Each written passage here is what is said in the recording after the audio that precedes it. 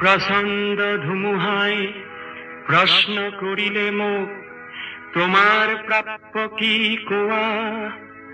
মনৰ দুৱাৰ মেলি নিৰ্ভীক ভাৱে কলো তোমাৰ শক্তিখিনি দিয়া।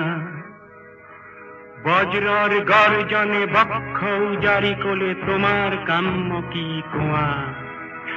মই কলো বজ্ৰ তোমাৰ শক্তিশালী উদাত্ত কণ্ঠটি দিয়া।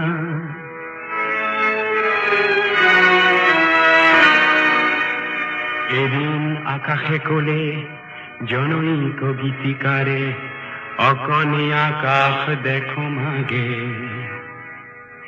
তুমি কিয় আজি বাৰু কম্পিত কণ্ঠেৰে মাগিছা সৰ্বাকাশ সত্তা। মই কলো তুমি এইটো কৈছিলা ৰাতিপুৱা যিমানে বিলাই দিবা সিমানে মহান হবা।